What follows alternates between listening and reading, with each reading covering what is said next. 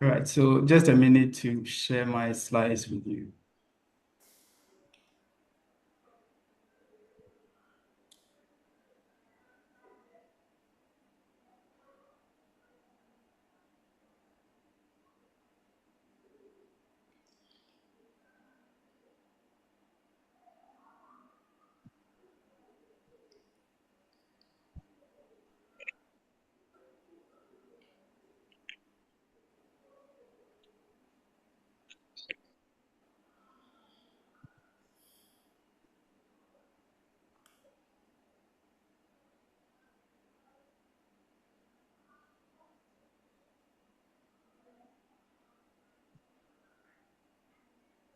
Eh, Please, is my slide up? Yes, it is up. Okay, great. Thanks so much. So I welcome everyone to this very important workshop. As has been introduced, it's organized for educators to keep ourselves abreast with the development in artificial intelligence. For those of us who have taught in higher education for quite some time, you would realize that AI really came as a disruption, and it made us really uncomfortable when we had to adapt, right, to new techniques as compared to what we have used previously and were more comfortable with. So I'm with the Ashesi University. I joined not long ago, but prior to that, I've been with the Responsible AI Lab in KNUST, Kumasi. I'll be our discourse this afternoon in the first session is on from AI resilient assessment to AI enhanced learning design. We understand that the second session of the workshop would really help us to implement some of the concepts we will talk about.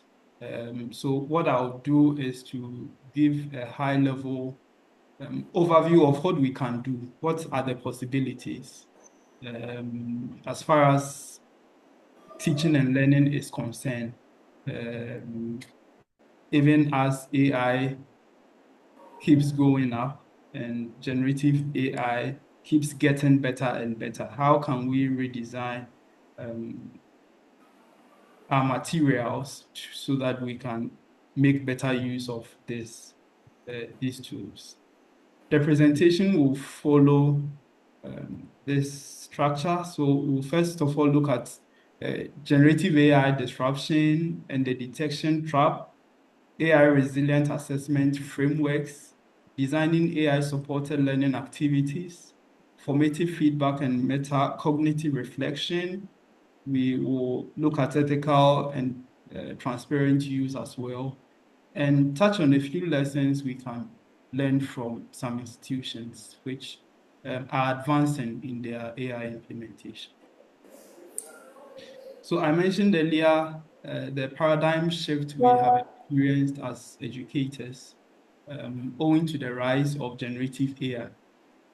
When we talk of generative AI, I think most of us associate AI generally with generative AI. But generative AI is a type of AI. And this type of AI can create original content, including text, images, videos, audio, even code, based on what the user gives the AI to, which we call the prompt. So based on your instruction, this type of AI is able to generate. That is where we get the name generative AI, is able to manufacture something for you. So it can give you text, it can give you images, it can give you video, audio, and code. For example, in the video space, recently, news surrounding the ongoing war with Israel, involving Israel, US, and Iran. We have seen a lot of videos of the Prime Minister of Israel, whom some who is rumored to have been killed in one of the strikes. But the interesting thing is that if you have been following social media, every video that the government of Israel releases, people find ways to identify those images as AI, sorry, those videos as AI videos. And now, because of the advancement, such videos and generated content are really similar to the original ones. So it's becoming increasingly difficult to differentiate between what artifact is generated and what is real, right? And so this act of generation has really disrupted our long established ideas about teaching, learning, and assessment. Now, these tools can be able to produce essays. So on their own, given the prompt, if you give a student a task to write an essay, these tools can give you the essay in just a second or a moment. You would have a very good essay from these tools. They are able to solve problems. They're able to give explanations and even refine language instantly. These things, before the advancement of AI, were very difficult things to do. And so, as educators, we found them as good indicators of learning. If a student is able to produce a good essay, we believe that the student has really learned. But now, that is not the case. And so, it has presented a very severe challenge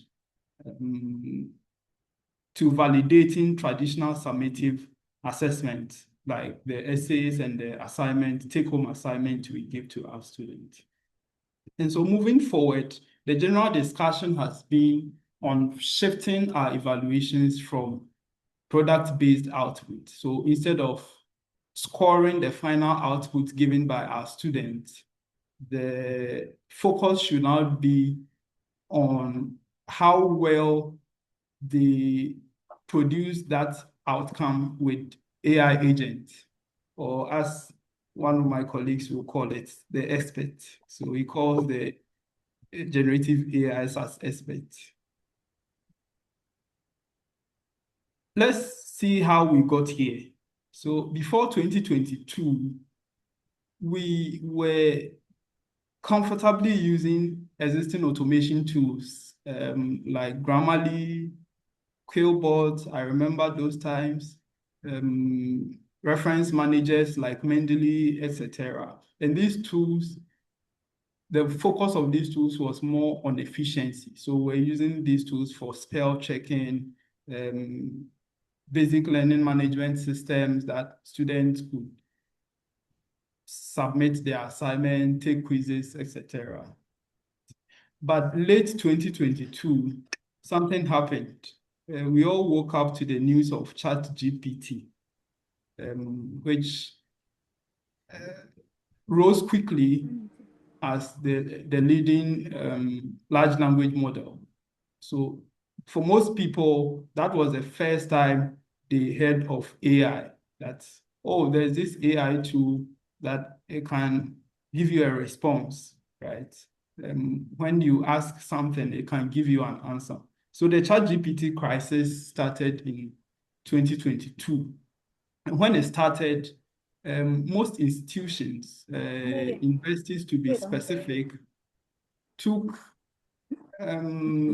what they decided to do was to institute bans, right, across their courses for students. So that was more reactionary, right? So having known that there's a tool that can really produce answers for students without the students themselves doing those work, they instituted bans, some instituted surveillance. So how can we monitor that they used AI or not? Then in 2023, gradually, these institutions came to accept that we can actually live with this. So how do we ensure that our students are using the AI tools, but they are also learning. And so institutions started putting together some guidelines. And as part of the guidelines, a way to explore some of these tools. But because most institutions were still not comfortable, most of them still relied on what we call detection tools. I'm sure most of our institutions in Ghana still rely on the detection tools. So detection tools are like we know of Turnitin, which checks plagiarism. Now it's even advanced and it can detect content that is AI written. So there are other AI tools that check contents that have been produced by AI. And this rose up in 2023. But from 2024, there is this adoption of structural integration where we are now moving towards integrating these tools in education, in learning, teaching and learning, finding ways to make our assessment AI resilient. So AI resilient means that you can still work with AI, but at the end of the day, you will be able to get some learning. The students will be able to learn using the AI tool. And so that has brought the change we are going to look at subsequently. When, as educators, we think that our students do not use AI, or when we tell them they should not use AI, and we are convinced they are not using AI, I'm sorry to say that that is actually a myth. Now, there can never be an AI-resistant classroom, right? So even the assignment you tell them not to use AI, they can find a way to use AI, right? So these are some of the traps we find ourselves in. The first one is the detection trap. So I mentioned detection. These AI detectors are themselves AI tools, and in most cases, they are unreliable. Sometimes they can produce false positives. So I remember on social media, a lot of people, most of these AI detectors, there is a form of writing using a dash, which we usually call the M dash, when you want to. I think I even have some in my slides. You want to just put together some string of thought, you can use that dash. But it happens that most of these LLMs in their output, in their text output, like using these dashes a lot. And so for someone who was already using that structure, sentence structure, now because of AI, whatever he writes with that structure, these detectors will detect them as AI written, though they are not AI written. Recently, a colleague in another university told me he passed a student's thesis, an undergraduate student thesis, through Turnitin, then the Turnitin detector produced or gave a result that the material is, I think, about 80% AI written. And he was so mad that why would the student go to that extent of loading all the work he has to do to the AI tool? Yeah, so most of us may end up falling in the detection trap if that is our way of mitigating AI use among our students. If we go the route of don't use AI, if you present your work, I'll pass it through a detector. We should know that most of these detectors are unreliable. There's also an unwinnable arm race where institutions establish policies that AI should not be used, or say lecturers establish policies that in this course, in this assignment, AI should not be used. But just saying that does not mean that it's not being used. What this usually result in is that students still use it, but they find ways to hide their usage.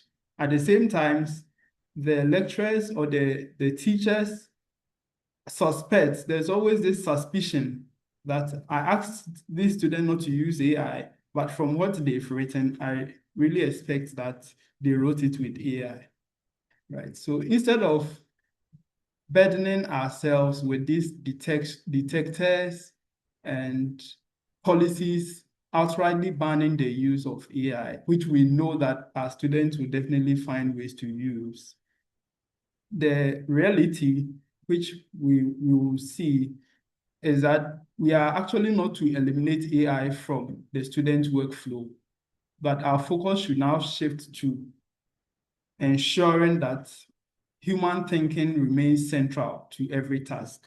And so in the second part of the workshop, we'll be redesigning some of our assessment so that students can still use AI, but at the end of the day, they should make significant contribution to the results, the final results they produce. That brings us to what we call process over product. So in adapting this new reality, what we are saying is that the focus should now be on the learning journey. So the learning journey should be visible. In the past, if we have, say for a final year project, we have assigned 80% or 70% for the thesis or the report the student produces, which is a product. Now, the focus should not be on that end product or the final essay, but the focus should rather go down to the process. So how did the student arrive at this product? So the marks allocation would also have to be changed, right? Traditional assignment emphasize a final product that hides the learning journey. And this is what we have been used to before generative AI. But process-based assessment recenters evaluation on intellectual development. So here it would require that students would document their reasoning. We can do this through annotated draft, revision logs, iterative submissions. So in their final thesis, instead of just reading the report to assess the quality, check references, if they are all okay, you give them about 80% or 70% of the grade. You actually look at how they came out with even the selection of their papers in their literature review. How did they select the papers? Did they use any AI tools? How did they evaluate the results the AI tools gave them, right? So that process they went through to arrive at the final product is what the assessment should focus on. So here I say that the process can be 90% process visibility and 10% final essay. In developing such assessment, this is one of the frameworks that would serve as a guide. And this framework hinges on three pillars, which is transparency, reflection, and authenticity. By transparency, we mean that you should make the use of AI explicit through clear guidelines and declarations, right? So replacing ambiguity with shared expectation. So you should not put a student in a position where they are not sure of whether to use AI for the work or not. That is all we are saying here. That if you want to make your assessment AI resilient, you want them to use AI and still come up with some learning, then you should be transparent. So from the start, from the goal, say for your course, you let students know that in this course, these assignments, you can use AI to help you in these assignments. And this is how you can use AI. right? So we should make that explicit, communicate to the students so that at every point they know the expectation from them as far as AI use is concerned. By reflection, we also look at assessments that will require metacognitive engagement. So our assessment designs should be in a way such that students will be required to evaluate the output that is given by the AI tools, right? And they will document their reasoning. So what was the prompt you gave to ChatGPT? What was the output you got? How did you ensure, or how were you convinced that this output was accurate, right? So that reasoning should be part of our assessment if we want to make them AI resilient. And finally, the task we give them should reflect local context, personal judgment, real world complexity, other than general purpose AI. These are things that general purpose AI cannot easily replicate. For example, in the next slide, we'll see an example where, say in an assignment you give to students, you ask them to explain globalization. This is a very general question that any LLM can define, right? He just has to give the prompt and you'll get a very good answer that would truly be convincing, right? But if you ask them to critique something or analyze maybe a business or an activity in your local environment, right? The AI tool does not know about that. So the student is now required to really think about the output. Those are the three pillars. Just to delve more into that, what I'm trying to say is that our assessment to be AI resilient should be specific and situated. Right? So our assessment should be grounded in context that AI cannot replicate. For example, on the left, we see some generic prompts. Broad questions can effectively be answered by AI models because the information already exists in their training. What we may not know is that these tools have been trained on extensive data. So what you think the AI tool may not know, it was part of its training. It knows, like giving tasks like explain globalization, describe supply chain management, summarize marketing theory. In the past, these questions would test the student's understanding, right? Does the student understand this concept? But now, these AI tools can easily answer these questions. And so we are required to make our assessment situated, right? So this will require students to engage with specific local and personal content that demands situated reasoning. Example, analyze a local business you have visited. Apply theory to your workplace. Critique today's guest lecture. After this lecture or a guest lecture with your students, then you ask them to critique the guest lecture, right? ChatGPT does not know the guest lecture that has happened. So the student would have to produce.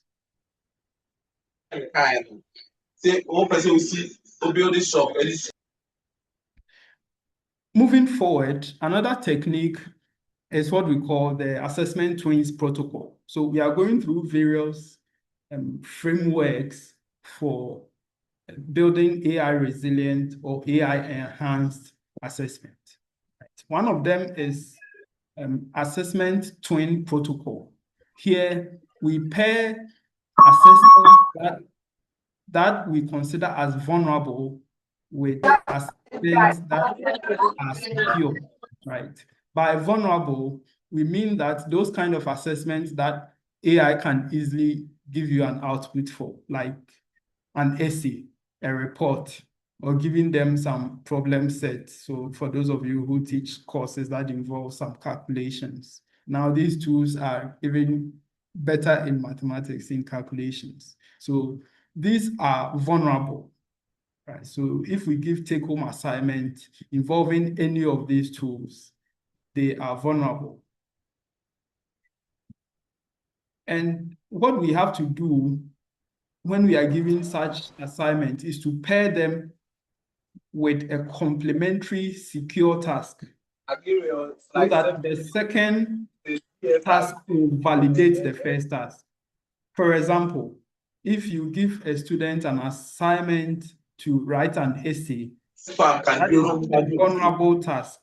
You pair that with an oral viva, right? So the student will present the essay all right, but to validate that the student understands the essay they have presented. Here, it doesn't matter if they wrote it with AI or not. You may have made it explicit to them prior that you can use AI for this work. But to make sure there is some learning, you pair this vulnerable task with a secure task like an oral viva, right? So each student will now, apart from their report, will explain the thought behind the essay they have written. Yeah, so these are some of the secure companion tasks we can look at. Oral viva, in-class problems, simulation, peer discussions. So for instance, the problem set, assignment involving design or computations, calculations. Students have presented their results, but you go further to validate those results by letting the students try similar problems in class. If you were able to do this very perfectly, right, when I gave it to you as a homework, then you should be able to do it in class. So in class, problem simulation, validate problem set we have given as assignment, then peer discussions as well. Another technique is to really start from the beginning. So even in designing our syllabus and our course content, we should first of all review the context, the learner context, define what learning outcomes we expect. And based on the learning outcomes, we can determine appropriate assessment that should be given to the student to be able to meet or realize those learning outcomes. I'm sure most of us may be familiar with Bloom's taxonomy, which guides us to come up with learning outcomes for our various works, right? In Bloom's taxonomy, the higher levels like create, evaluate, analyze, it has been found that these higher levels are difficult for AI to implement or to replicate, right? So that is where we have to focus. If we are giving them assessments that would involve the use of AI, then the learning goal should really be at a higher level where they are creating. So in creating, the AI can help them to create. The AI cannot on its own create what you expect from them authentically, right? But for the lower levels, like remember, understand, apply, if these are our learning goals, that at the end of this course, the student will remember, the student will know this, the student will understand this, and we give assessment in these levels, then these ones can easily be done by the AI tools. So the idea is to start with the end in mind, focus on higher level learning objectives so that even when they are using AI, there can still be some learning. But in all this, it's important to note that the output we get, two people can be given the same task, given the same AI tool, but the results they produce will be at different ends in terms of quality. And it all depends on what we call prompt engineering. Prompt is the instruction we give to the tool, the AI tool, right? The large language model, ChatGPT, Gemini, etc. Right. So the quality of the prompt really depends on the person. So if you understand what you really want, you can craft a very good prompt, and that will reflect in the output you get. So here I say that prompt is equal to human intent, which will give you the machine output. So the quality of your prompt based on your understanding or your intent will give you the output. These are just some guidelines on prompting. That one, it should be clear. So you have to clarify what you expect in the outputs. Specific instructions with defined scope. If you don't give the scope, the tools know a lot, right? So they will just mix up things, and your output may not be of that quality you expect. So you would have to be very specific with what you want. You also have to give the context, and here context can be the role. So in ChatGPT, you can say that you are an engineer. As an engineer, what will you do? So ChatGPT now takes the role of an engineer to answer your question, right? The audience is also a context you can give. So which audience am I producing this output for? The format. What format do you want? Do you want it as PowerPoint, as bullet, or you want it as paragraphs in prose, right? And the purpose. And a good prompt should also be iterative.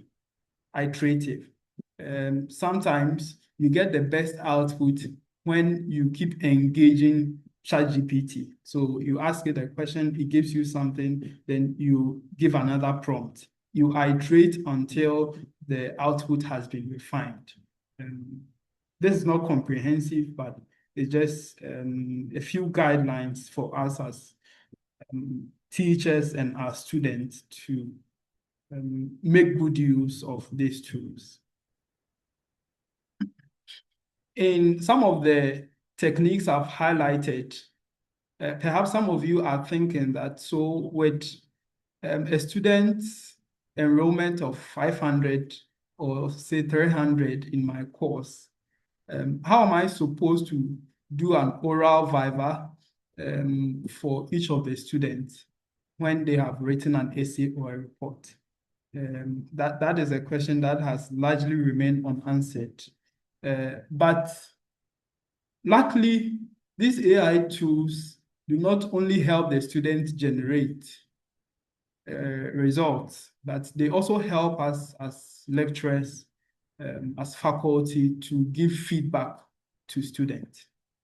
So a tool like Notebook LM by Google, you can really, so Notebook LM, it answers your prompt or provides a result based on the sources you have given it. So you will define the materials that the AI tool should use in answering the question you want to give it. Right? So it's one of the easy ways of adopting such AI tools to give feedback to students' assessment. And using such tools, we can provide feedback almost all the time, so 24/7. And it's real time, it's tailored to each learner, and it works for 10 to 10,000 students. No matter the number of students you want, AI tools can help you evaluate the assessment. So you give the assessment, you create rubrics, that the AI tool can use to match or to grade what the students have submitted, and it will suggest feedback, improvements the students have to make in their work, and that can really make the process faster. So the workflow is that educators craft structured prompts using pedagogical frameworks. Students submit work to AI-powered feedback system. AI compares their submission to model criteria, right? Then it identifies strengths and gaps, and the students receive actionable personalized improvement suggestions. Now, the educator can review the AI feedback to guide further instructions to give to the student. So there's like kind of a loop.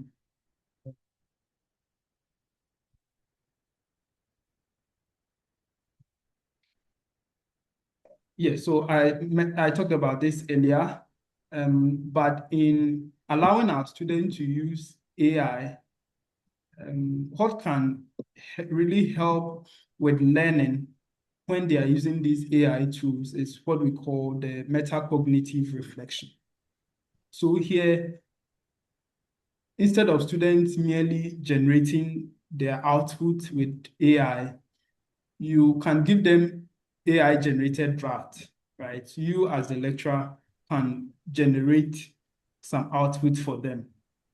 But this output may have some flaws, some biases, some hallucinations. And then you now ask the student to critique and revise. So you give them AI output, and they are to review this AI output, identify the flaws, and revise, give you a better output. And this will force students to, and it will push them to use AI as collaborative tool rather than replacing their personal effort. Right.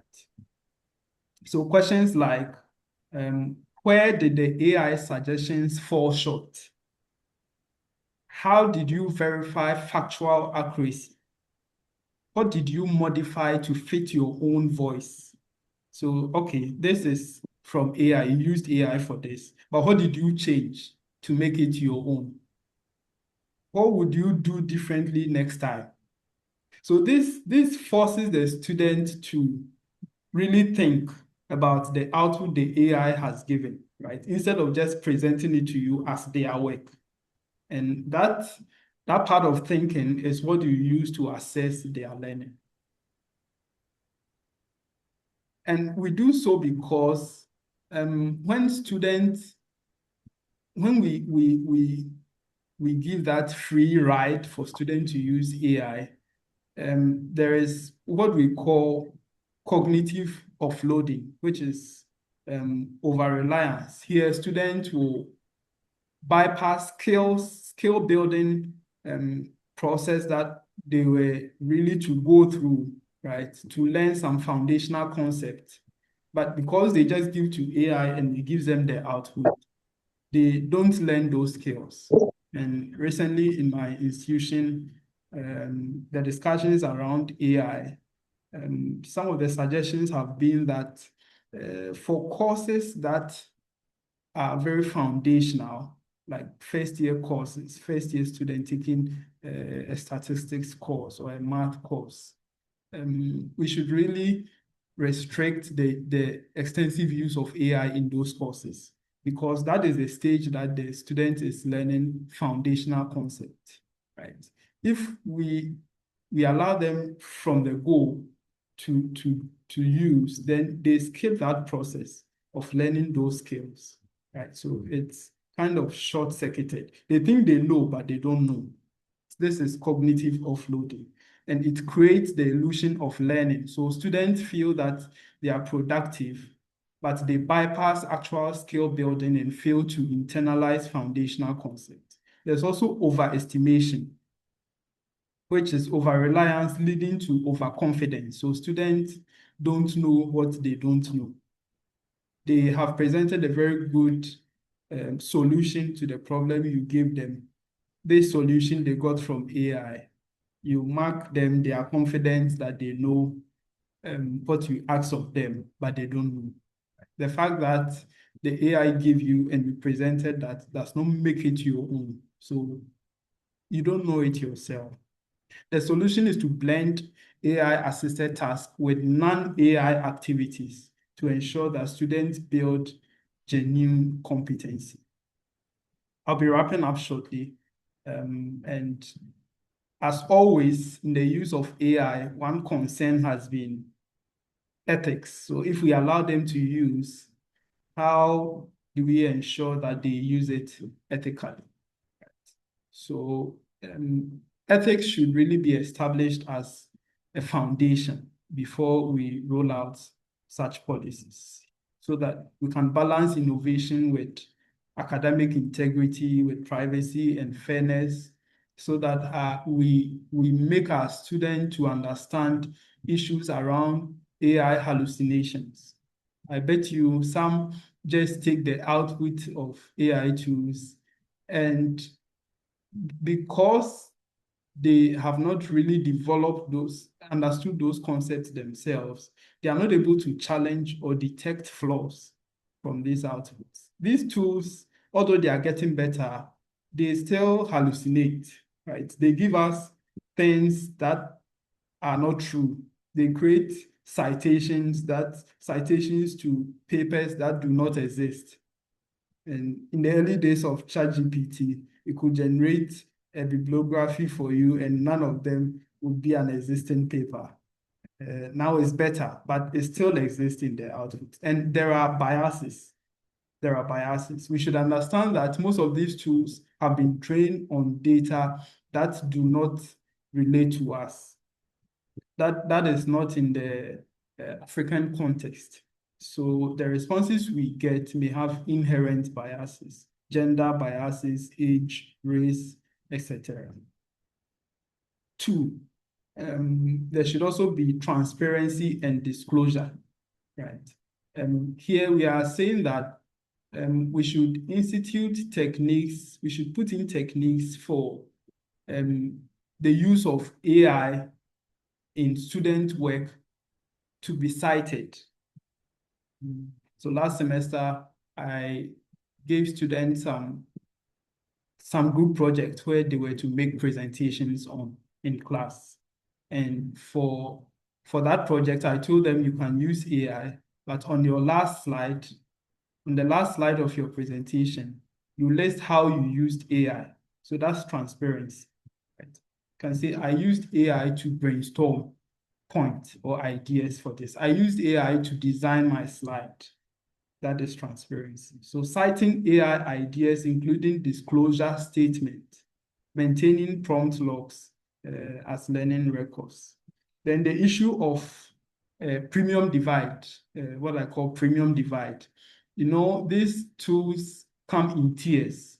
There's a free tier, which most of us use, but there's also a paid tier, which is more advanced. So if your students are using it, how are you ensuring that there is equity, so that someone is not using the paid version, others are using the free version, and so there is some kind of inequality even in the use, right? There's some kind of socioeconomic disparity. So this here institutions can provide equitable access or design assessment that minimize the advantage of premium over free.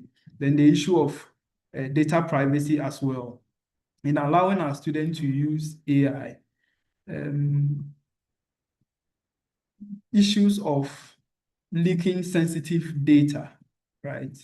The university has some materials, even your teaching materials. They are going to upload these materials to the LLMs, and they are now in the universe somewhere.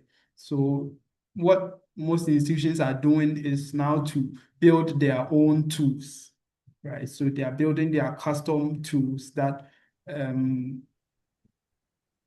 hosted in the institution's own system or firewalls and are not accessed by the public. So these are ethical issues we can look at. I'll wrap up with some lessons we can learn, and then I would invite some questions if there are any. So the global trend is that now most institutions are moving from being reactive to proactive. Reactive means that, oh no, we don't use AI. We are detecting the use of AI, but now the institutions are rather being proactive. So we are teaching the students how to use AI effectively in their work. So institutions are making the most progress, have moved away from detection-based bans towards structured institutional governance and assessment redesign. Instead of students not using AI or us checking AI use, AI detection, we should redesign our assessment so that they can still use AI and learn through the process. But there are several challenges in terms of policy across sub-Saharan Africa. So mostly there is ethical risk, but there's significant policy gaps and infrastructural constraints, which makes a widening divide between ethical awareness and governance readiness.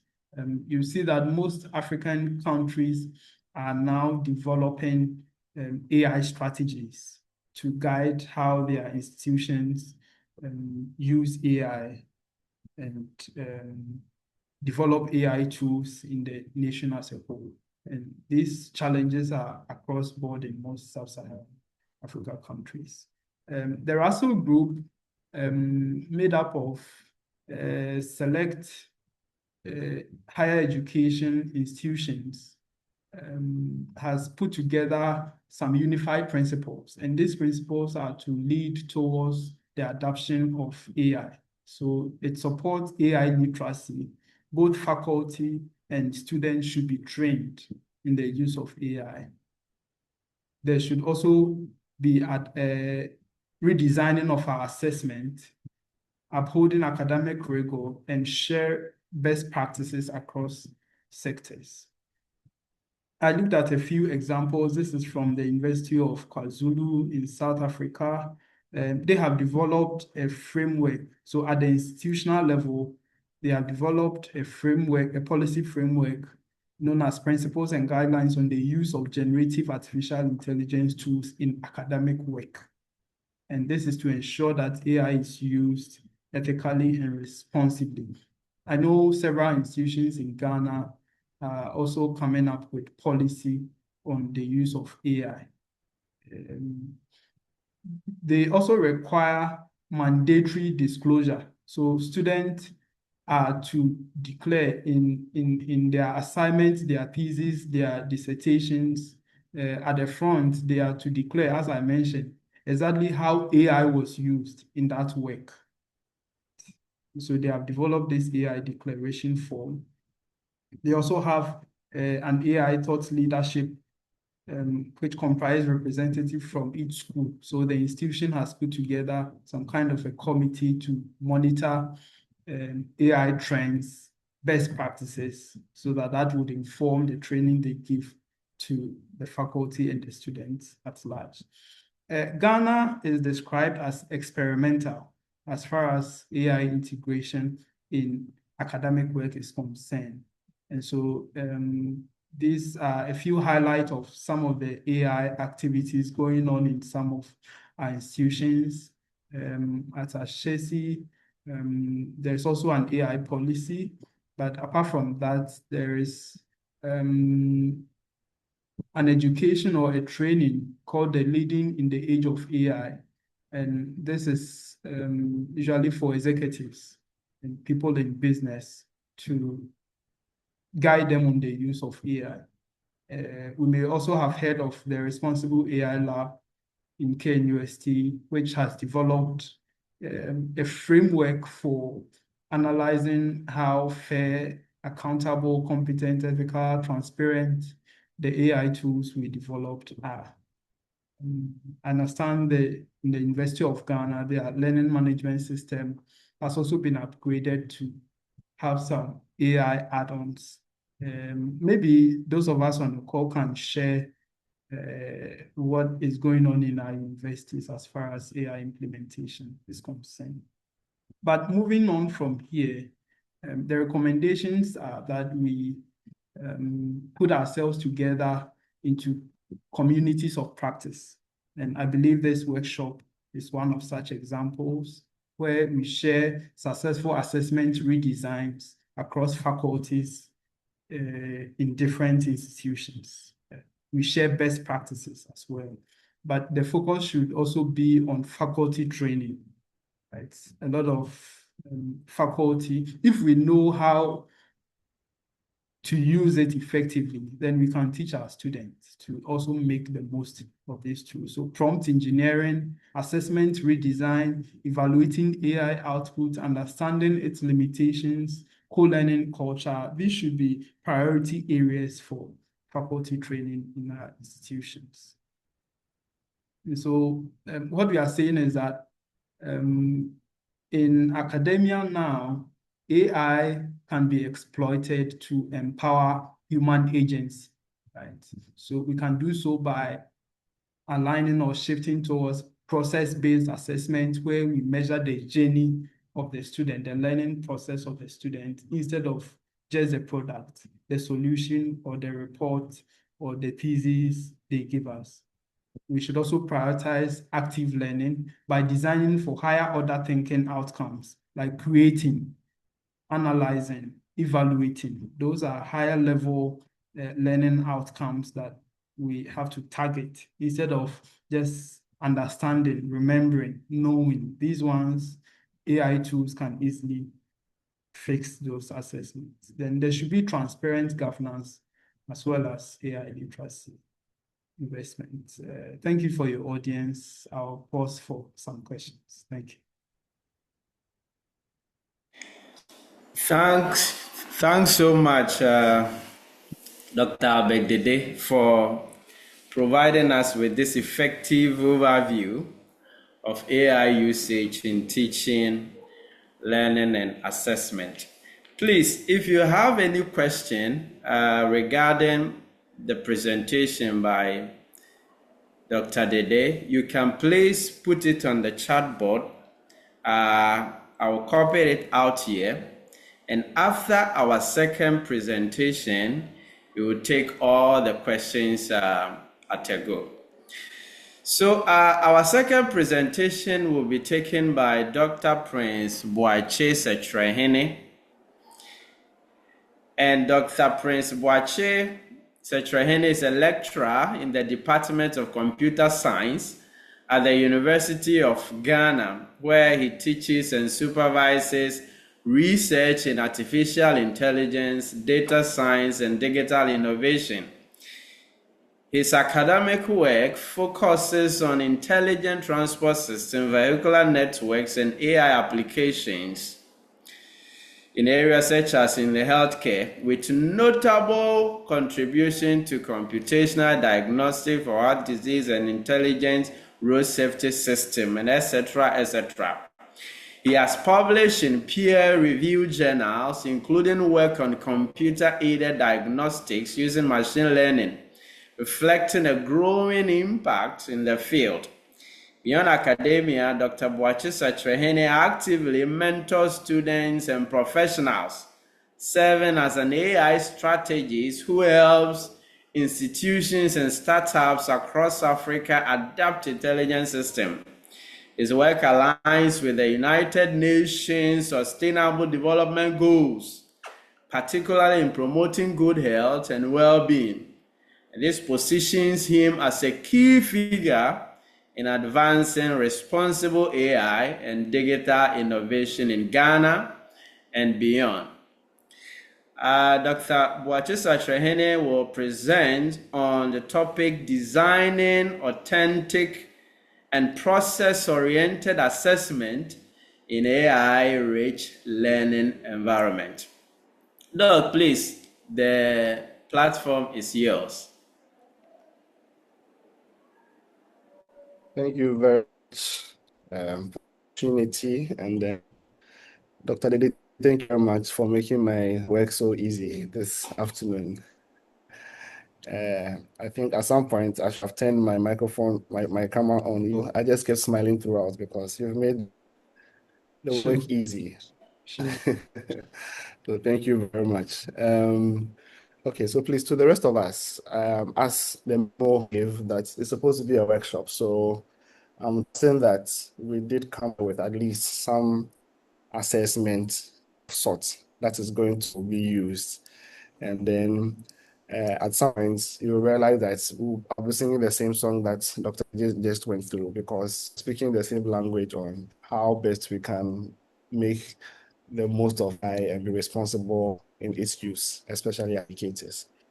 So before we jump into the workshop, just to have a little reflection, just like Dr. Dede mentioned when he also started the presentation, it's become concerning when we see students submit work that is too good to be true. You would agree with me that you ask students to name reports or assignments, and then they are just too good to be true, and then sometimes we just are not able to tell exactly whether this is truly them or not. Like he also said, we have suspicions. So if you are wondering that, I think that we are in the same place.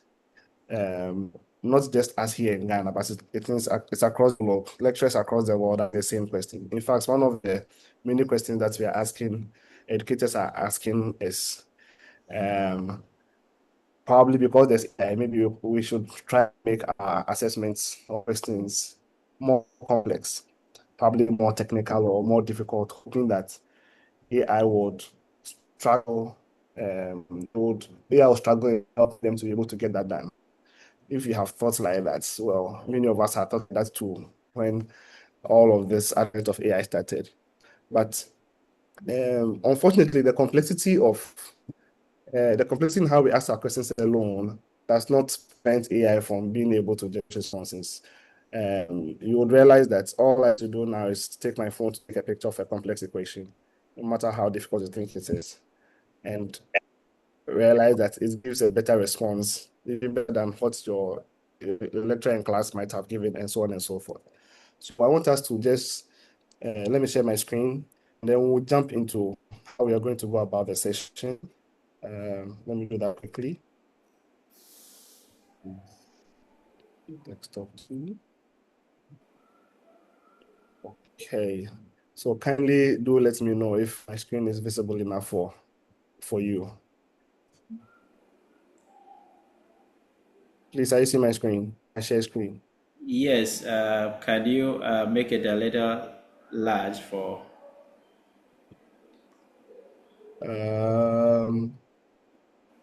Let me see. How does it here? I think it's okay. You can proceed. Okay, so before I go on to, let me drop this. So I created a small workbook that we'll use for this, just so that we'll be able to make the best of this. So let me do this.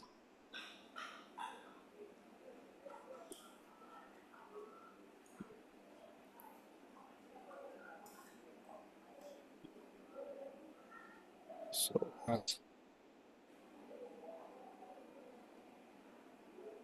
okay, so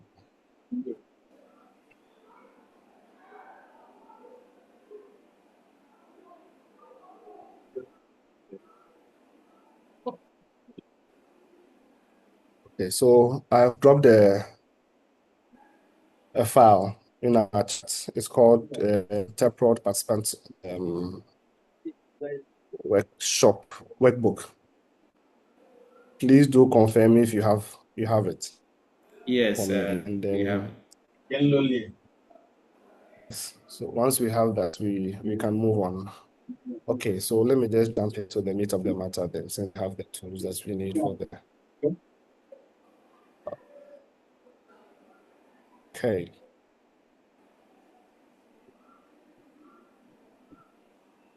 found.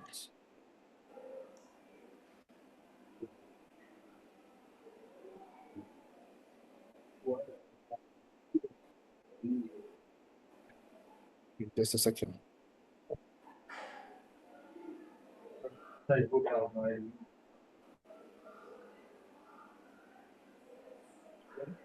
apologies. Let me just solve this.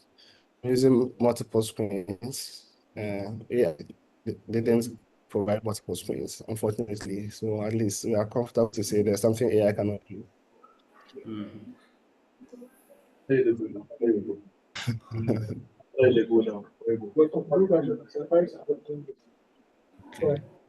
Okay. All right. Let's do this.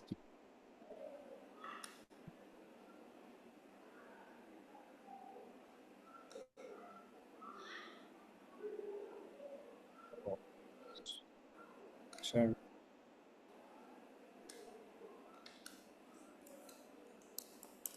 Okay.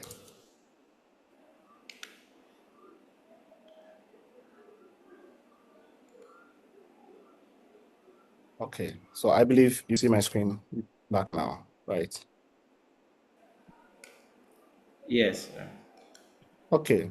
So we're going to go about a bit briefly. If you look at the workbook, we are going to first of all try and walk through what I'm calling demystifying AI and assessment. Then we'll look at how we move away from the current mix that we have and how we could imagine the way as educators we should go about assessment. And we'll be doing this practically by using assessments if you have any such available to be able to walk through the process. Okay, so we'll do so by first of all,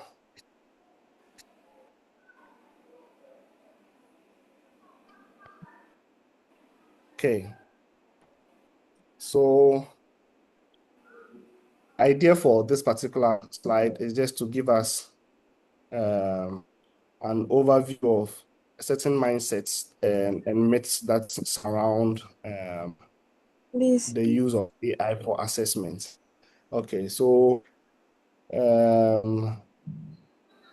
let's move on. Let's make this quick. Okay. Okay. So I mentioned the fact that it's a bit difficult to imagine just looking at uh, assignments creation that will be able to truly give us the opportunity to appreciate what our students are doing just by making the question a bit more difficult and so on and so forth. And the more we try to do that, the more frustrated we get because we don't really see how difficult a question we could ask that would give a student the opportunity to answer the kind of question that we have thrown to them. Now, the reason why we really get concerned about some of these is the fact that it becomes a bit difficult when we use the traditional means of assessment, which we usually look at because of things that will allow students to be able to just reproduce knowledge, just tell them to be able to explain concepts. So if our assessments are just doing that and by that allowing them to just write S about concepts, then their students are going to be a bit more comfortable than we are hoping that they would be, unfortunately, because that is exactly what the AI is very good at. And if you looked at the Blues taxonomy that Dr. Dede mentioned, you realize that if we don't work towards a paradigm shift in how, as educators, we go about wanting to assess the knowledge that our students have gained from the courses that we are teaching, allowing them to be able to be creating and making meaningful deductions from what we have taught them from our courses through our assignments, and we're just asking them to be able to reproduce, then truly our worry about the use of AI becomes a new concern because it's going to be difficult to be able to tell really whether a student has actually gained the knowledge that we are hoping they will or not. So I've spoken about this. So I want us to start off straight away with this before we jump into the exercise. I want us to remind ourselves about the fact that we are educators for a reason. Our purpose is to help to develop our students' understanding on concepts and ideas on our subjects that we teach, to be able to encourage them to think critically and allow them to be able to apply the knowledge that they have gained from the courses that we teach and be able to make students think more visibly through the assignments that we design for them. I want us to keep at the core of our minds, even as we discuss how AI has come to disrupt all of this for all of us, and probably how best we can go around this to so make sure that we are delivering this core role as educators. Okay, so we are going to review our assessments. So please, if you have your assessment, just get them ready. There are a number of large language model applications that you may use. I'm not specific on any of them. If you have a GPT available, you could have your ChatGPT open and signed in. If you are a Gemini person, you can have Gemini ready. If you are a Copilot person, have Copilot open. Today's conversation is not application specific, so the worry about what app is most advised to you. Maybe at the tail end of the conversation or this session, we could probably recommend one tool that has been helped in assisting us to achieve being able to have a holistic draft of our assessments, the inclusion of our learning outcomes, and so on and so forth. Okay, so with that said, okay, so this is just all the outcomes, so no bore you too much. The assessments, please to this. Okay, so let's jump right into it. So we are looking at assessments. So before we begin the redesign, I want us to take a few minutes to reflect on the assessment that we have currently. So just go through your laptop, like I mentioned, and then let's just try and see if we can jump onto answering a few questions concerning the assessment we have currently. So you can open your assignment, and then I'll probably drop one or two questions, and then you can go through the workbook to use that to be able to help answer some of the questions that I'm going to throw out so that we are on one page. Then we move on to can do about it. So open the assessment. It could be assessment, it could be an essay task that you give your student, it could be a case study, it could be a project description. Just take a moment and then we'll do that. And then I'll guide you through some of the reflection questions I'm talking about, and then we'll take it from there. Okay, so I'm hoping that your assessment open because it's an online version. If you do, you give me a reaction to a hint that you are with me so that I know how to proceed. So it's supposed to be a hands-on. So if you are opening assessment, you can give me a thumbs up or a reaction. So I know that the majority of us here have that, then we can move on to the next session. So we'll just give ourselves 30 seconds to do that. So if your assessment open, you please open it for me and we move on. And I'll greatly be relying on your reactions to be able to know when to move on. Okay. So are we good to go, please? Yes, mine is open here. Okay, thank you for that. So I'll use you as a cue. Once you open yours, as everyone has the same piece. Okay, so first question I'm going to ask. So you can take a look at your assessment. The question is, what is the main task that the students that are taking the assessments are asked to complete? From the assessment you have, is it an essay kind of question? Are they supposed to analyze a case study? Is this asking them to explain the kind of theory or produce a kind of report? So for whichever one it is for you, you can take this down or you can put it somewhere.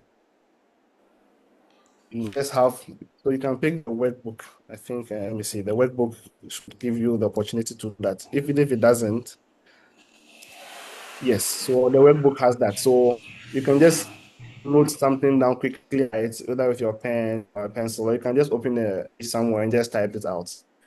These are just reflective questions that we're asking, something that you don't need to answer, but keep note of. You will need it as we go along. So that's the first question. The next question is, can we move on, please? I just want to know the assessment you have worked today for this workshop. And the one you have opened in front of, what was the main task students were supposed to complete? Was it an essay question? Was it a theory? Was it a report using? Are they analyzing something? If it's none of the above, just let me know. Maybe it was a computational assessment too, so you can just add it so that we move. The second question is, which part of this task do you think an AI tool will be able to assist them, the students with? So you said the question that you have currently. Now, knowing all that AI can do, which part of this assessment that you have opened before you right now do you think AI can, the students can rely on an AI tool to help them to get done?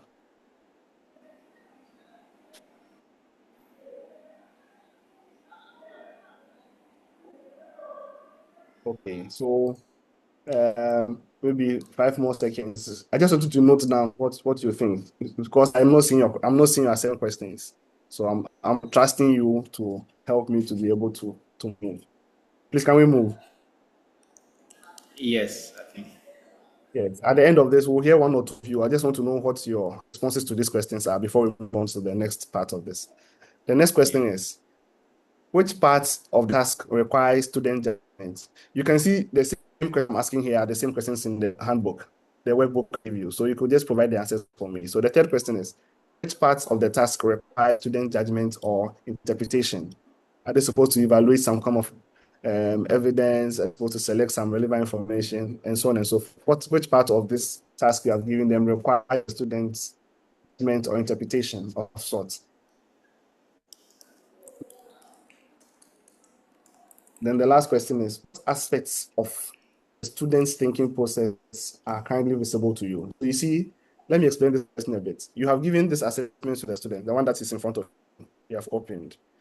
Which aspect of this assessment you think, which part of the student's thinking process in getting this work do you think is visible to you when you look at the question you have asked them and the possible answer they can give you? Does this give you a hint that you are able to tell the student's thinking process, or it looks as if you will be able to put a hand on how the student went about being able to get the task done? Is the task pushing them to be able to have reasons that may challenge the conclusions they're having? Is this allowing them to push the boundaries of entering a bit of research to check to see whether the choices they are making are the right ones or not? Does it seem like there's visibility, the student's thinking process? Okay, so let me hear from the two of us, the responses to these questions, and then we will move on to the next part of this. So we are doing this in um, 4 sections.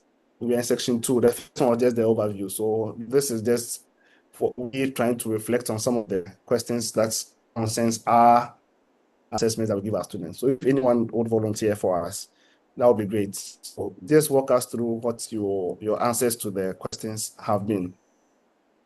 So the Okay. So, first question is, okay, yes, please. Thank you. yes, let me. My question is the question that I asked was a pH meter that was not calibrated before field measurement.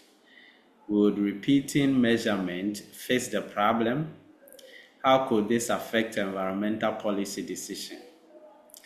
So, looking at the option, the the first one, the first question, that Hmm? yeah, I'm expecting that they'll write an essay. So writing an essay. Okay. Then the Hmm. second question. So the second question, I'm expecting Mm-hmm. that. Let's move on to the second question. Generating explanation. Yes, this one. Yes, some sort of explanation. And then the third question, I'm expecting them to apply the theory to a situation because I asked for environmental policy decisions and how could it affect this. And then the last Hmm. one, the reasoning also, reasoning, question for reasoning behind the conclusion that they made. Yes. Interesting. Thank you very much. Can we have one more person share with us? So this sounds like a very physics intensive assessment. Am I right? Yeah, It just yeah, took me back to chemistry. yeah. It just took me back to secondary school. Thank you.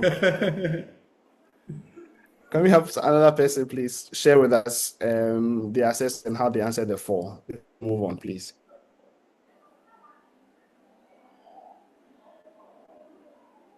Anyone? Our dear audience, please, anyone with us?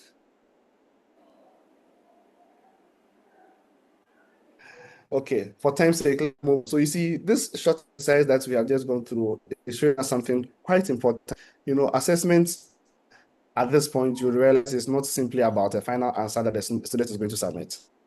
You are realizing here that what matters most at this point is how students is going to engage with knowledge during the entire learning process. So if you want to be able to support meaningful learning in this AI-enabled environment where AI can pretty much do everything, our assessments need to help us to be able to see more than just the final product.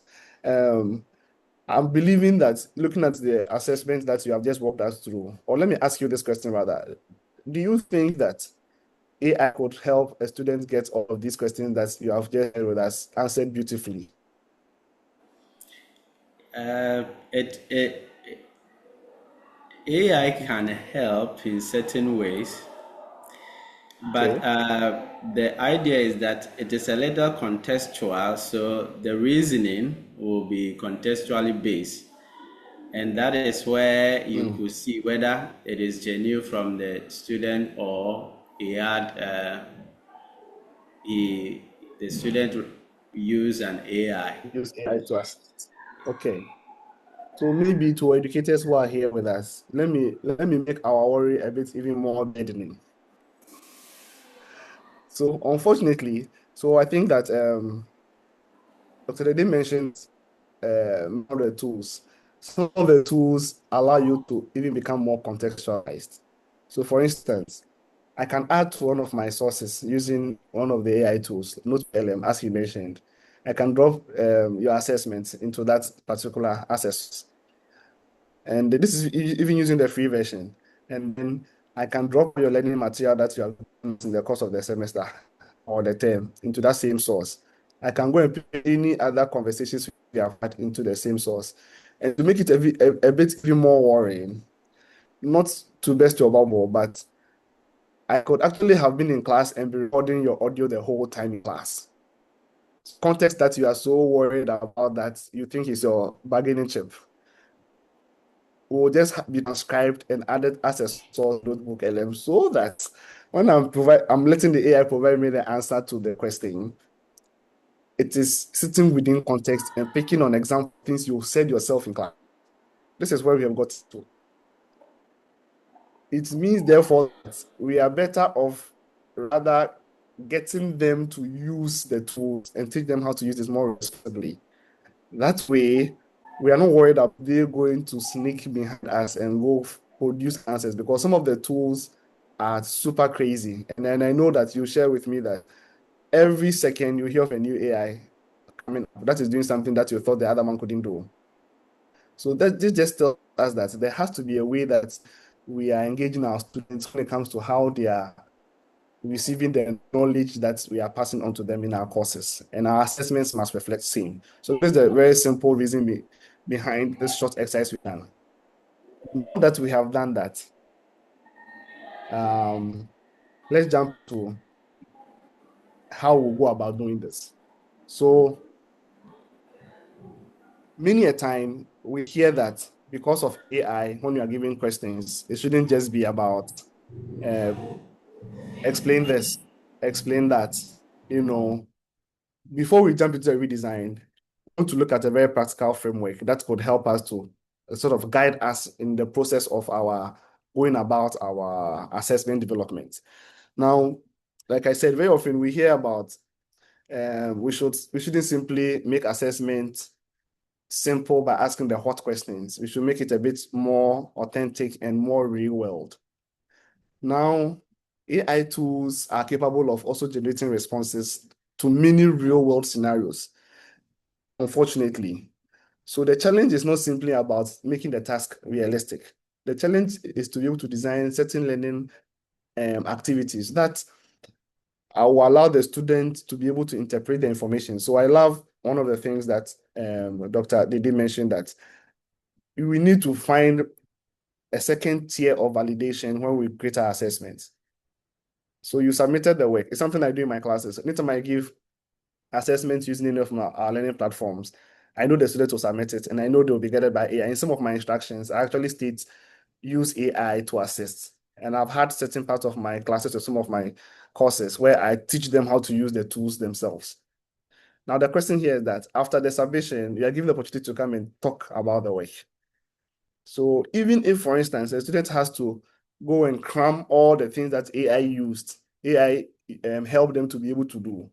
For instance, in your assessment, if the students ended up submitting about a 10 or 12 page paper, and now you mentioned that they would come and present on it in class, and this student wants to show that this is their work, it means they have to go and sort of chew all the 12 pages. Indirectly, they are being forced to now have to learn, because to chew 12 pages is not a layman's job. That in itself will start to change the approach of how students think that we are giving them questions or assessment that we just have to let them submit and then they go free with it. There will be a form of viva. You come and talk about it. Oh, you mentioned this in your submission. Can you explain further what you meant by that? Then everyone is listening to you. At that point, there is no AI. So it probably gives us educators more work, because it means that we will spend more hours passing on knowledge of sorts to be able to allow our students to appreciate what we are trying to share with them in the knowledge base. But as educators, like I mentioned in the beginning, that's one of our responsibilities. So we need to figure out a way to go about it so that we end up letting our students be visible with us in the tools they are using, and also be able to demonstrate the kind of knowledge that they have gained in the submissions that they have done. Okay, so let me jump into a framework so this framework, I don't know to say whether I'm drawing lines here. Apologies for my line drawing. So this is a framework that's after a little reading and a little engagement in workshop I have come up with. I'm calling it the LEAD framework. LEAD because there's an LEAD. I will share this framework, an image of this in the final slide in our chat, so that we'll be able to make reference to it, because you'll be doing an exercise for me shortly. So when we talk about the lead is very simple. We are simply saying that the L in the lead says locate the problem. Now, instead of simply asking students to explain a concept, we rather place them in a specific situation that requires interpretation and judgment from them. You see, the key point here is that the task must involve a problem that requires evaluation or decision making. So for instance, I'm teaching a class, and like Dr. Dede rightly said, something happened in class. The AI was not there, even if your student is recording. As soon as in locating the problem, I give something that is realistic. So I find myself on University of Ghana campus. I can make reference to a certain shop on campus and ask you to take a step and walk there to go and do some fact finding, so that that becomes a realistic case study on the matter we want to advance. Some of these out of the box activities that we would end up coining into our assessment begins to push the students beyond the borders of just coming to the AI tools to help them to be able to go about providing answers to our responses in the questions we ask them in our assessment. So instead of asking, explain the challenges of renewable energy adoption and so on and so forth, you could probably just mention that maybe a government institution or the government is considering investing in two different types of renewable energy technologies based on available data that is provided, which you can create and give them, evaluate the advantages and limitations of each of the options, and recommend which technology you should you are recommending government should use. Of course, we can use AI to generate this, but then you let them know that they're going to have to come to explain exactly how they came to arrive at that particular decision of the recommendation of one over the other from the two sources, and so on and so forth. So the first part of the framework lead, we need to locate the problem, place students in a decision-making context. Let's frame our tasks that we give them around real problems around us. It could be on your campus, it could be off your campus, something that they can relate to, so that they have to take the step of being able to move out, and something that will require interpretation of sorts from them. Then after the lead, the E is engage with information and AI. So like I think myself and Dr. Dede have mentioned so far, students are already using the AI tools, so it's no secret. So the second step here is just going to recognize something that is important. They're using the tools.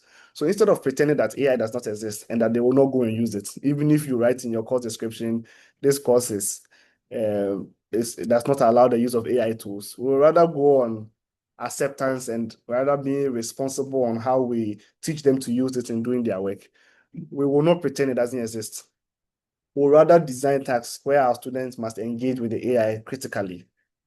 So this means that we'll have tasks that's asking students to be able to generate AI responses. So we would actually ask them to do so. We'll ask them to be able to compare the output of these responses and the kind of sources that are backing the outputs that are coming. We are going to ask them to be able to identify the inaccuracies or limitations within the use of these tools for the assignment that they are being given. And then we are going to ask them to be able to refine the ideas that the AI generated for them when they used it to be able to generate the possible responses. So we are looking more of an inclusive use of AI as an assistant to help them to be able to get the work done. Yet we are giving them the responsibility of being able to think for themselves and come to decisions, which is part of the learning curve. So number one, we are supposed to locate the problem. Number two, we're supposed to engage with information and AI. Then we move to the third one. The A talks about analyze and decide.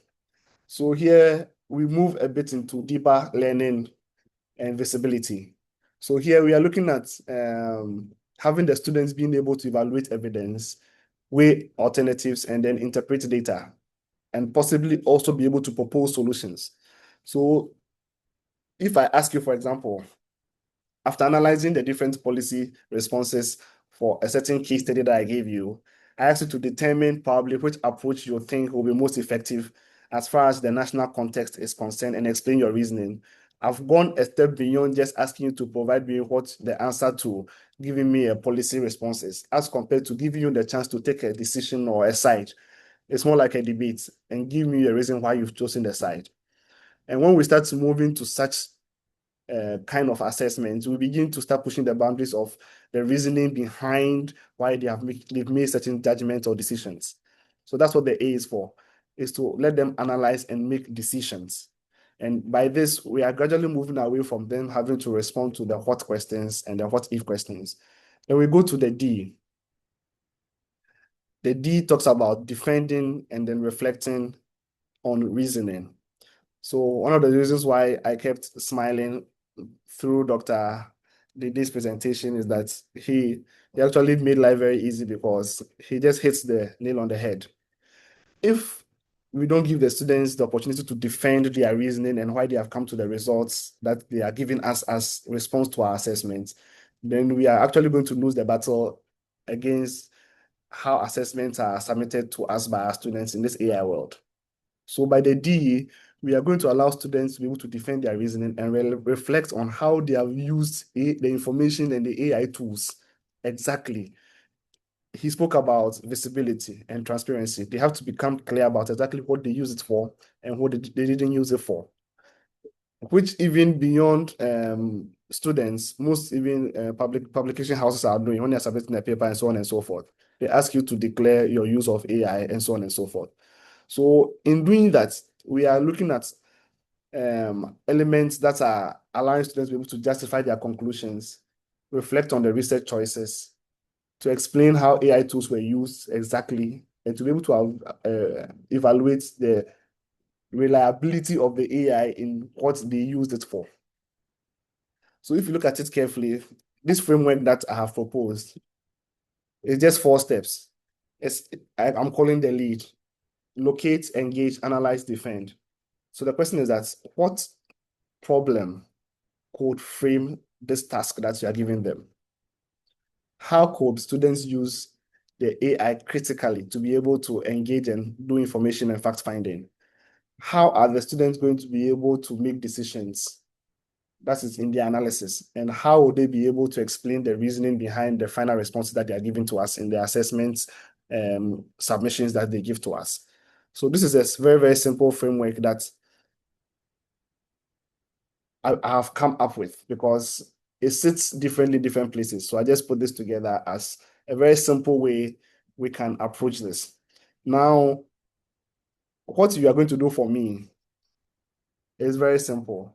The assessment that you have right now, we are not changing the assessment you are giving the students and saying that the way you have asked the questions is not the best.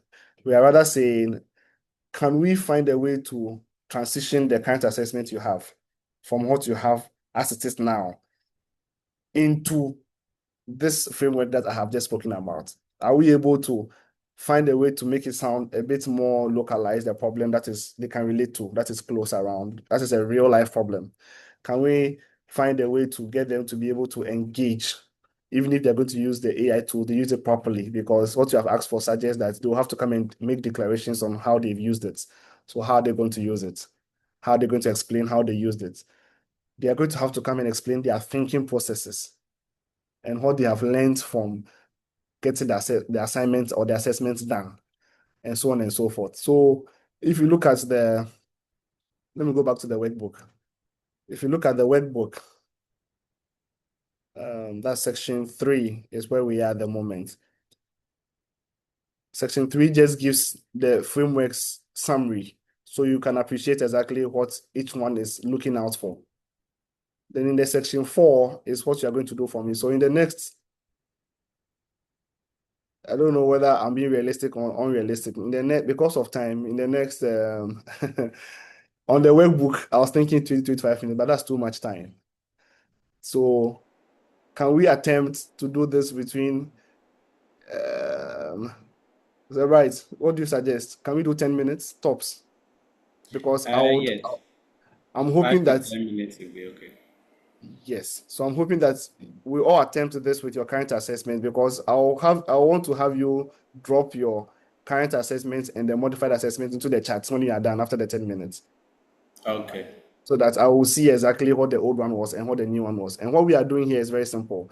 We are just following this framework and see how we can transform our current assessments into one that is focused in this regard specifically.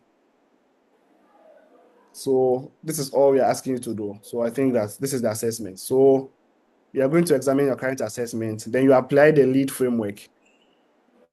After the application of it, we are hoping that you're going to have a redesigned assessment, so that you drop the old one and then the redesigned one in the chat for us. So let's try and do this in at most 10 minutes. Okay, so please, the ball is in your court. Oh, so 10 minutes means that you'll hear my voice in 10 minutes. That's 2:56. Okay, Yes. so please let's attempt this and let's see how that goes. So the workbook has a summary of the lead. Let me see if I can show. Yes, one that explains all of them together to make it easier. Yes, this.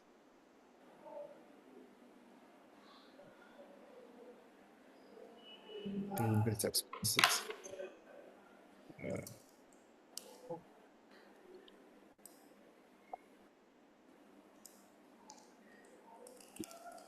So please, you can go ahead. Is this the same lead? I'm looking for the summary.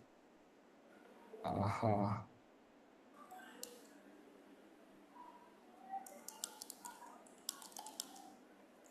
Okay, so maybe I can do this quickly whilst you put your test together. So the first one is about locating your problem. This is the lead framework. The first one is to allow you to frame the task around the real problem. So it means for your current assignment that you have or assessment, if it's already framed around the real problem, that's wonderful. Just have in mind that you are going to want them to be able to interpret and then apply their judgment. So that's what you may be looking at and how the problem has been framed. So if you have that done, that's wonderful.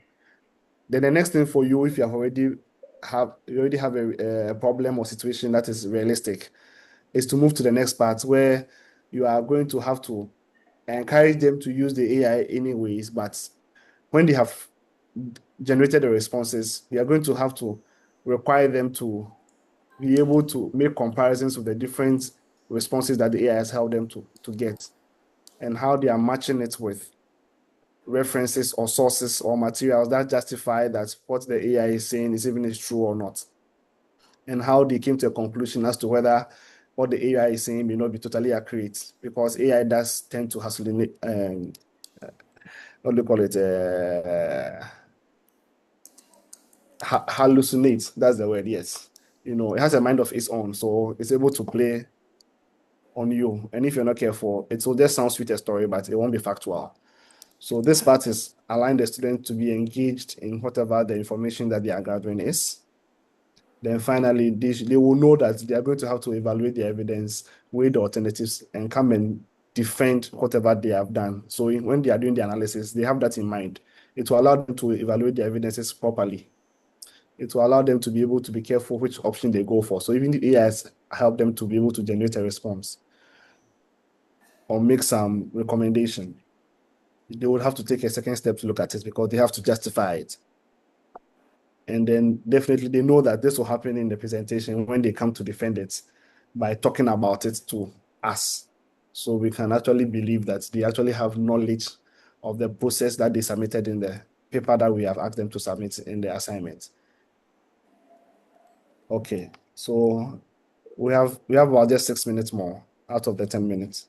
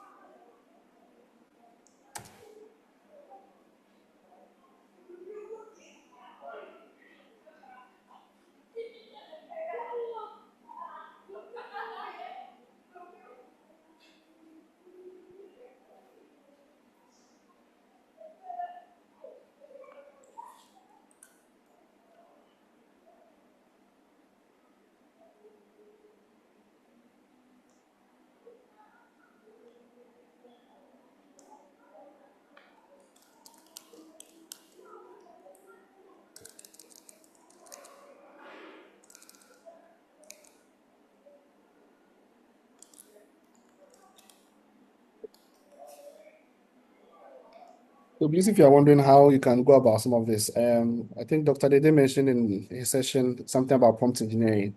Unfortunately, when we jump into that matter, we could take the whole day.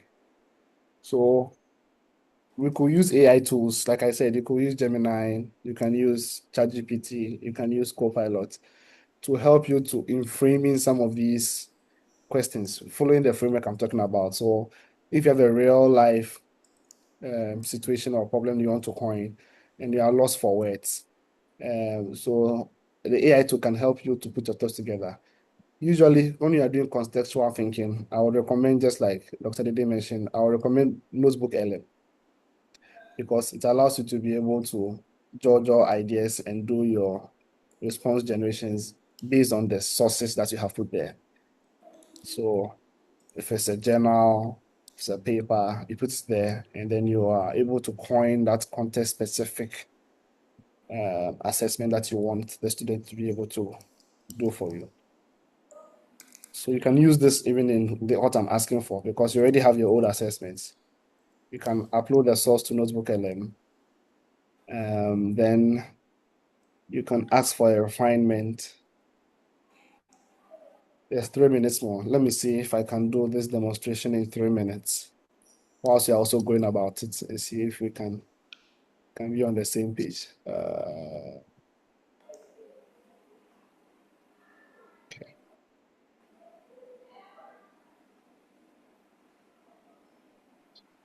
Open notebook.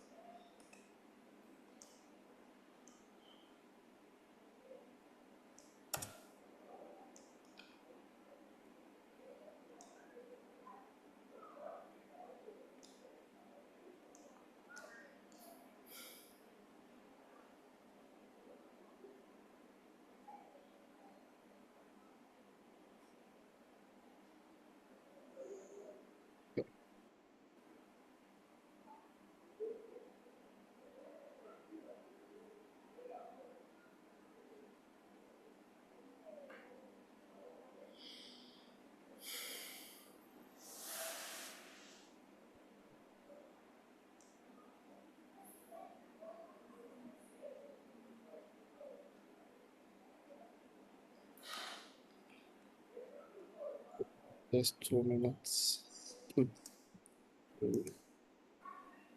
Let me reshare to the screen.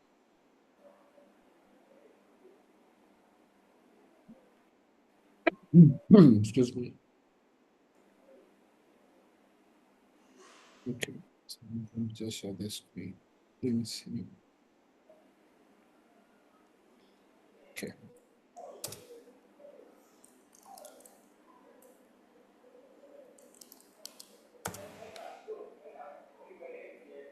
Okay, so we have a few minutes, so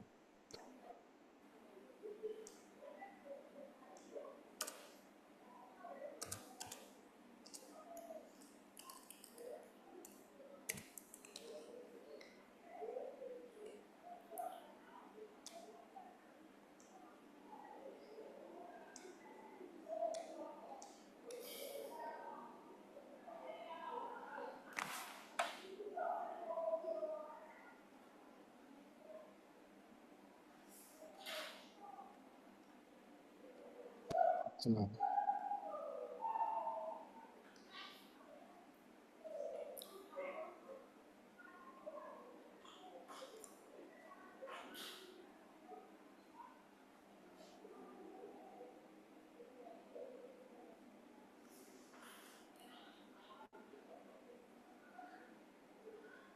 Okay, I think we are just about 10 minutes mark. My Yeah. notebook, yes, my notebook is frozen. Mm. I have only God knows. I have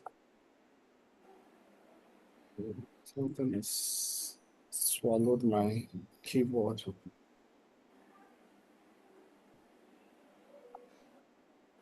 Okay, no problem. Okay, so you let's finish and then I'll probably come and do the demo because like I said, if we jump into it, we'll end up not okay. So let me do this and okay. So first of all, let me ask. It'd be impossible to probably ask if anyone finished. So I won't go that route. But how far did we come? If anyone can share. Let me start. Okay.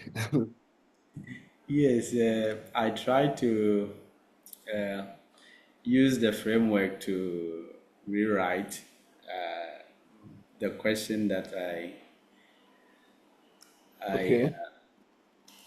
but what I realized was that, well, after using the framework, the question is becoming a little lengthy.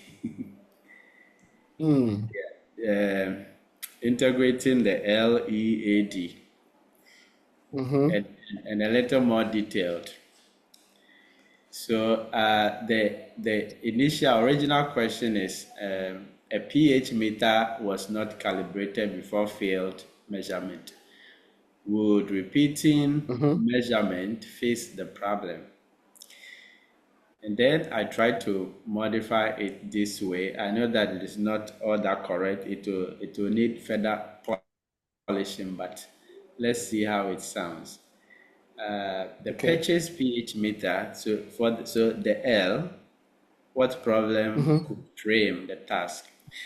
The purchase pH meter for MES appears to be improperly calibrated. Using AI, that is engage with information Mm-hmm. with AI, the E. Yeah. Using AI, investigate the implication of repeatedly using an instrument to measure the pH of Okay. a particular solution in the laboratory. And then the A, analyze and make decision. Critically analyze the AI generated response and I identify the most appropriate course of action. And then the D, defend and reflect. And I ended it up with justify your conclusion. Okay. That's fair. So I've done this in this amount of time. That's fair. Thank you very much. That's fair. But you realize immediately that it sort of changes how you are thinking about how to ask the question. Mm. Unfortunately, it seems it may be giving we educators more work to do. But like I said in Yeah. the beginning, our job as educators is supposed to share knowledge and pass it on. So as soon as Exactly. we begin to see it as a burden, that means we are losing our essence as educators, unfortunately. Yeah. If we truly want to survive in this AI world where our students have all the tools at hand and they can get the work done, we must be willing to commit extra work in how we go about creating even our course structure, our syllabus, learning outcomes. Like everything must change. It can't be the same as it used to be. Just so that we'll be able to provide them the needed knowledge sharing that is expected, even in this world. Because today is AI, tomorrow it can be BI or CI. We have no idea the next technology that's going to blow up and make AI look very little. And it looks as if education will still continue. So that will Mm. be our extra load because we have chosen this path. Okay, so for time's sake, let me wrap up so that if anyone has questions, I'm sure Dr. Dede is around. If there's anything I may be able to add, will help to be able to respond to your questions. Okay, so this is just what we just did. Okay, so as part of our final feedback, I'm just as part of the practicality of being able to how do I put it? Redesign our assessments in the world of AI. Just spoke to us about lead, being particular about making sure that each aspect of this features within our assessment building. I will share so I have the detailed this is a workbook I sent you. I have a detailed book that also gives details to everything I have said that you can add to the handbook so that you can make reference to it and then the handbook also to help you to be able to walk through building the assessment. So I'll share that with you. And then I'm sure you'll make that available to all participants. So I just went through the lead with you, and the idea is just to help you to be very intentional about how we go about building our assessments. That we find a problem, make sure it's critical. We allow the students to have the opportunity to do proper engagement and encourage them to use AI tools and not shy away from it.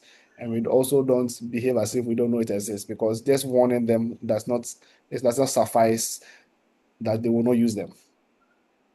And we need to take time to allow the students to make inference or analysis or evaluate the decisions that the AI tools they are using is helping them to make conclusions and let them know that in the end they are going to have to justify why they went about that way. It's just like saying that I found this from a dictionary. It said this. Why do you think after saying this is the best one to use for this particular tool and so on and so forth? Then after that, okay. After that, you will want to probably ask yourself one or two questions. So I'll leave these questions also to you in the chat that you want to ask. For those of you who are able to go through it, we can walk through it briefly. Now that you have attempted to locate the work, every time you have an assessment you are building, you want to ask yourself, the task that you have given the students, do you think it places the student in a problem or decision situation? You ask yourself, is it a yes? Is it partially? Is it not yet? So every time you are building an assessment. You can be using this as a way of evaluating to see whether you have remembered to stick to the framework's guidelines. Then you will ask yourself whether your task encourages the students to be able to interact critically with AI as much as they want to, if it is one of the best fit tools to use to help get the work done. Have you done so? Is your question reflecting the ability to be able to compare responses when they use AI tools? Are they able to tell the limitations or the hallucinations of the AI and decide to go with it or not? Are they using AI as their starting point or they're using it in the midpoint of their work? Are they able to clearly tell where they brought in the AI and so on and so forth? The assessment you are building, is it able to get them into this space? You answer that question for yourself too. A yes, especially or a not yet. Then you look at whether the assignment requires the students to be able to evaluate alternatives or to be able to interpret information or to be able to recommend solutions and so on and so forth. Then finally, you ask yourself whether the students will be able to explain how they reach their conclusions, the tools they use and how they use them, and how they're able to evaluate the evidences that they are having in the submissions they give you as responses to the assignments you give them. And I think that if we attempt being a bit more detailed and spend a few hours to go through this proposed framework, we'll end up having assessments that are a bit more improved, and then we'll become a bit more comfortable knowing that in the advent of AI, our students still will be doing some meaningful work. So I think this is it. Thank you very much. If there are any questions, please, you are free and you are welcome to ask, and we'll respond the best we can. Thank you very much. Thanks so much, Dr. Setrehene. Participant, this is the time for questions. I know that there are some few questions on the chat board, but before that, I have pasted a Google Forms just to evaluate the program, the workshop, so that it can direct us as to what to do to make it even better next time. So please kindly open the Google form and just give us your feedback about the program. And if you have a question, you are also free to unmute yourself and ask. Our speakers are still with us, so you can ask your question for them to help you. I will just read the few questions that we have on the chat board for any of our presenters to help us with it. One of the question is, what is the biggest misconception about AI when it comes to education? The biggest misconception about AI when it comes to education. The second one is, if the use of AI is not wrong or forbidden in academia, why do some educators prevent the use of it? Dr. Dede or Dr. Setrehene can help us with a response. And participants also, please do well to fill the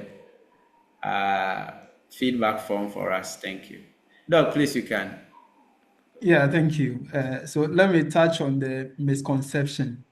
For me, I feel the biggest misconception as far as AI in education is concerned is that AI will replace teachers. Yes, we feel that looking at the advancement, will we ever need teachers in the future?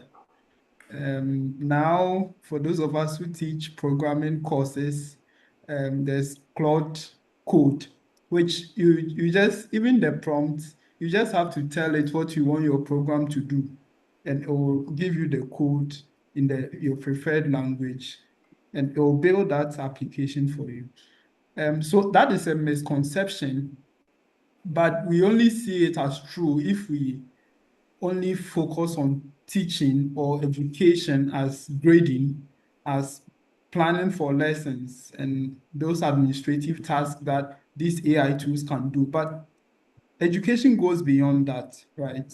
These tools do not have the emotional intelligence that teachers have, do not have the ability to mentor, which is a very key important aspect of education, as well as moral guidance that teachers give. So AI will never replace teachers. It would rather enhance the work of teachers to make them more efficient. That is what I can get on top of my head. Just to touch on the second one as well, so I believe some educators do not want to use or prevent the use of AI, mainly because they fear that students will not be ethical. And I think to allay that fear, that is what we have been talking about in this workshop, that instead of banning our students of the use outrightly, we can rather redesign our assessment so that though they use AI, they can still learn.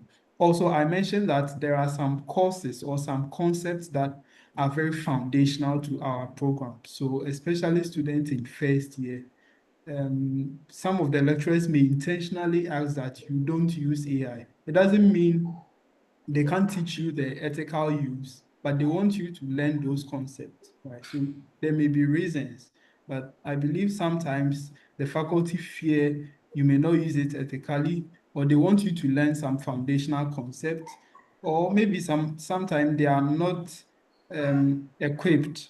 So they themselves are not comfortable to use AI, right? And so they cannot guide the student to use it effectively. So to avoid all that hassle, we just ban it outright. I'll pause here for any other contributions from Dr. Citrine. Thanks so much, Doc. There is also another question here, and probably it's about prompt engineering. Please, what are some of the ways of prompting AI to get a good result?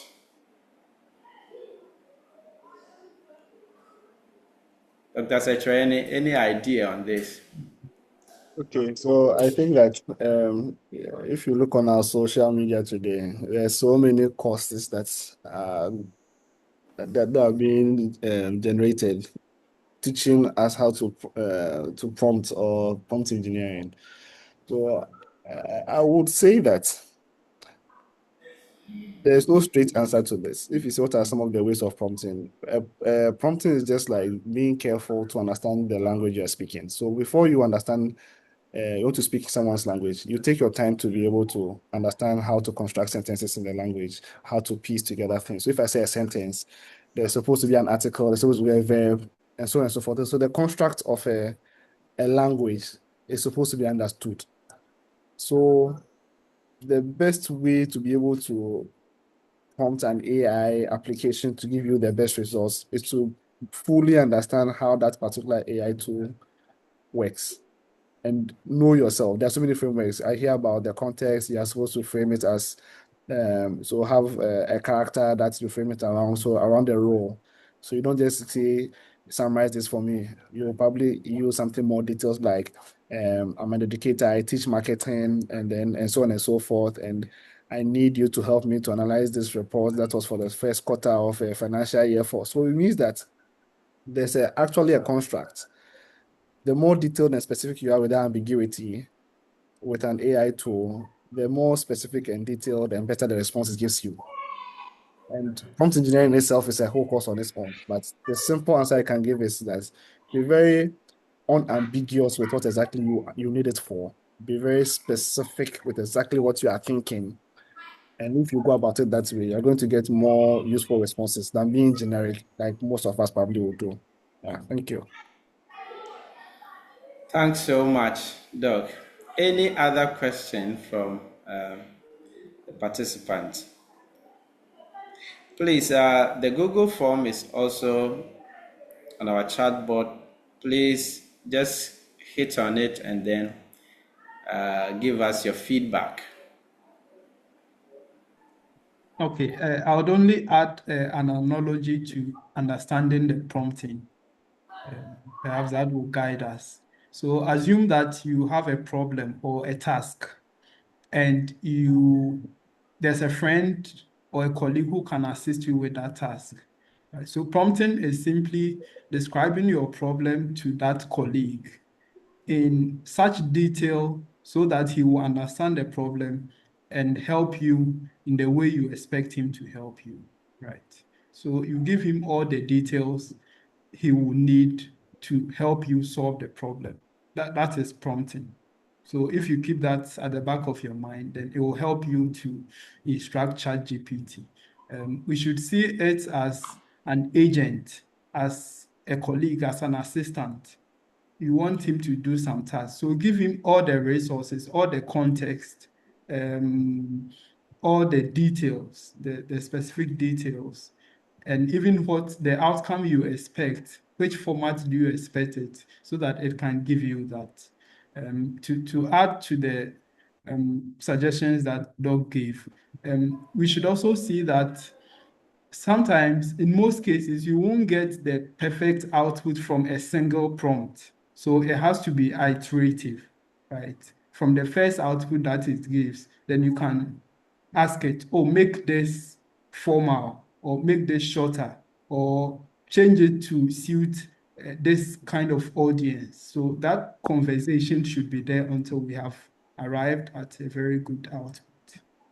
And of course, there are various resources on prompting that we can access. Thank you. Maybe Thanks so much. let me add this. So another way we can go about it, being detailed, is taking advantage of the audio. If you pick ChatGPT, for instance, instead of sometimes when you have a thought on what you want to do, it seems easier to say than to type it out, because by the time you're done typing it out, you might miss some of the things you have in thought. So you probably want to take advantage of the audio transcriptions. What I do is that when I'm driving and something comes to mind, I just pick ChatGPT, I tap on the audio, and I just speak what I'm thinking. It's also a helpful and useful way to be able to very detail, because when you are speaking your mind, sometimes you are more detailed than when you have to write it out. So those who worry about how to be very good at prompting, it means that you must be very clear about what it is as a professional you are thinking, because only you know what you are thinking and what you want. So you can take advantage of the audio components of the AI tools to speak your mind to help you to do the generate the prompt. Yeah, thank you. Thanks so much. Thanks so much, Doc. Any other question?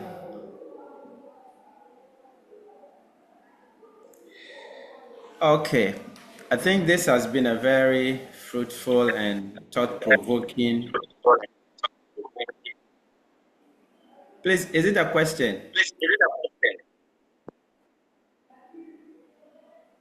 Please, Doc, I have a question. Yes, you can ask your question. Are there some AIs that can help in music composition?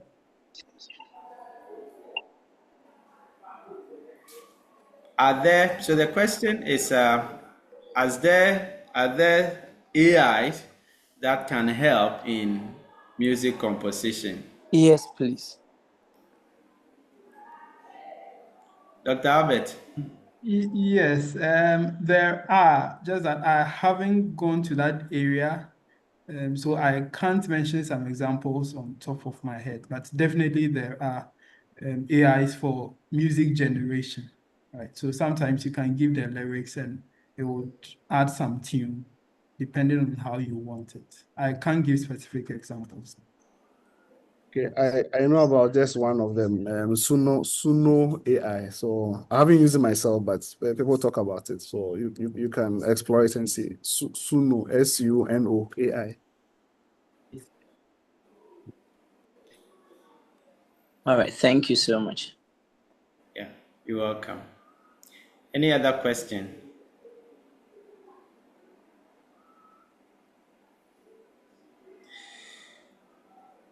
Okay. In the absence of any other question, please let's use the reaction button to at least appreciate our speakers. I think they've done justice to the topics, and we have learned a lot. Let's use the reaction button. Let us all do that. Let us appreciate. This has been very, very, very insightful. Thanks so much. Please, if you've not given us your feedback, please kindly do. Please kindly do, so that we can shape these workshops. So, as a closing remark, I would like to sincerely thank our presenters. That was an amazing presentation. That was a deep one and an insightful one, of course. We have really been greatly enlightened on how to effectively and efficiently utilize AI in higher education, and also to all our participants. In fact, your presence and valuable contribution have been very instrumental in making this program or workshop a success. Now, I would like to pass this across. Our TeProD continues to organize workshops. In fact, as I earlier on made mention of, it is not only University of Education, partners from University of Ghana, partners from IUM in Namibia also organizes conferences to enlighten us the more on green and digital transition. And we encourage all of you to keep on participating, keep on learning, so that together we can leverage this emerging technology to transform our education in this rapidly evolving era. So once again, thanks so much for joining this section, and it is bye for now. If you hear or you chance on anything about TeProD, any workshop about TeProD, please kindly do well to join and learn more. Thank you so much, and it is bye for now. Thank you. Thank you. Bye. Bye. Bye-bye.